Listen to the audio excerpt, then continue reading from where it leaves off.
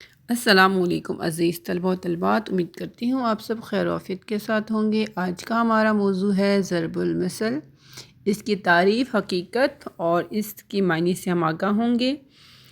ضرب المثل سے مراد یہ روزمرہ زندگی کے کسی اصول یا رویے کو جامع، بلیغ اور علامتی انداز میں بیان کرتی ہے۔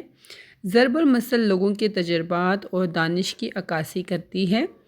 ضرب المثل سے مراد مشہور کہاوت، جملہ یا فقرہ ہے جو کسی خاص تجربے، حقیقت یا واقعے کے نتیجے میں زبان زد عام ہو جائے۔ قواعد میں اسے ضرب المثل کہتے ہیں۔ مثال کے طور پر، اندھا کیا چاہے دو آنکھیں، اس کا مطلب ہے ضرورت مند کی خواہش کے مطابق چیز مل جانا۔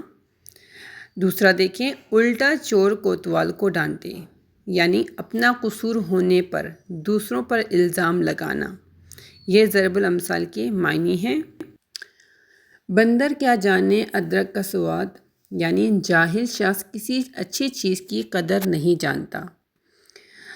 چوتھا دیکھیں، 100 سونار کی ایک لوہار کی، یعنی کمزور کی 100 کوششوں پر طاقتور کی ایک کوشش باری ہوتی ہے۔ اگلا دیکھیے، اپنے گلی میں کتا بھی شیر ہوتا ہے، یعنی اپنے گھر ماحول میں کمزور بھی طاقتور بن جاتا ہے۔ چھٹا دیکھیں، پھونک پھونک کر قدم رکھنا، یعنی بہت احتیاط سے کام لینا۔ تو یہ ضرب الامثال کی مثالیں اور معنی ہیں۔ امید کرتی ہوں کہ یہ آپ کے لیے مددگار ثابت ہوں گے۔